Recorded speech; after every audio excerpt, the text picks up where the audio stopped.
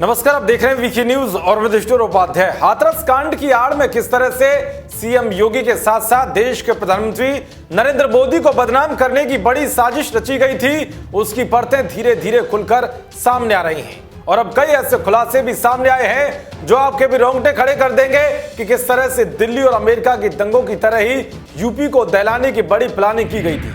दरअसल खुफिया एजेंसियों को इस मामले में बड़े सुराग हाथ लगे हैं और पता चला है कि जिस एमनेस्टी इंटरनेशनल की विदेशी फंडिंग पर मोदी सरकार ने रोक लगाई थी, उसने भी हाथरस कांड की साजिश के लिए बड़ी फंडिंग की थी। इसके अलावा कई और इस्लामी मुल्कों ने भी इसके लिए करोड़ों की फंडिंग की थी। रातों रात जस्टिस फॉर हाथरस नाम से एक वेबसाइट भी बना ली गई थी। इस वेबसाइट पर विरोध प्रदर्शन की आड़ में देश प्रदेश में दंगे करने और उसके बाद उससे बचने के तौर तरीके बताए गए थे। अफवाहों का बाजार गर्म करने के लिए मीडिया के साथ साथ सोशल मीडिया का भी भरपूर उपयोग किया गया था। खुफिया एजेंसियों के मुताबिक जस्टिस फॉर हाथरस नामक वेबसाइट को एक साजिश के तहत सुर्खियों में लाया गया था और हजारों लोग देखते ही देखते इससे जुड़ गए। इस वेबसाइट से जुड़े लोगों में से अधिकतर की आईडी फर्जी निकली है। इस वेबसाइट की डिटेल्स खंगालने के बाद इस मामले में और भी खुलासे हो सकते हैं। जानकारी के मुताबिक जिस तरह से अमेरिका में अश्वेत नागरिक जॉर्ज फ्लॉयड की मौत के बाद दंगे भड़क गए थे, ठीक उसी तरह से उत्तर प्रदेश को दंगों की आग में झोंकने की तैयारी थी।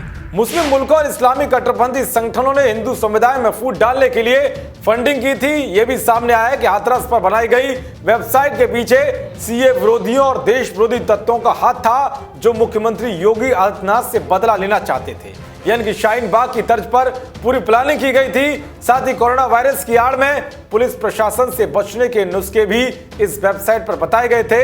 इस पर बताया गया था कि चेहरे पर मास्क लगाकर दंगे करने के बाद पुलिस प्रशासन से बचा जा सकता है, क्योंकि आजकल मास्क लगाना अनिवार्य भी है। साथ ही हिंदू समुदाय में फूट डालने और उत्तर प्रदेश को नफरत की आग में झोंकने के तरकीबें समझाई गई थी।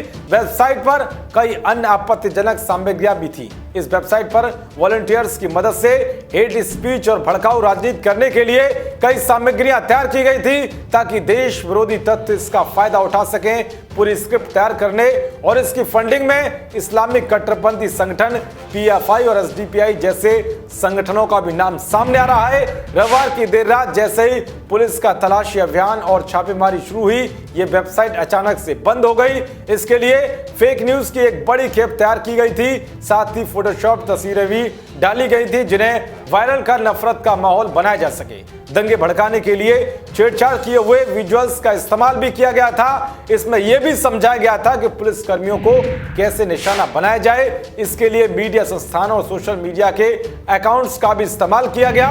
यानी कि उत्तर प्रदेश में सांप्रदायिक और जातीय दंगा भड़काने के लिए पूरी प्लानिंग की गई थी। यह अच्छा रहा कि प्रशासन की सतर्कता के चलते इन दंगाइयों की साजिश की पोल खुल गई, नहीं तो दिल्ली की तरह ही यूपी को भी दंगों का दंश झेलना पड़ता। देश और दुनिया की तमाम खबरों को पाने के लिए देखते रहिए वीकी न्यूज। नमस्कार।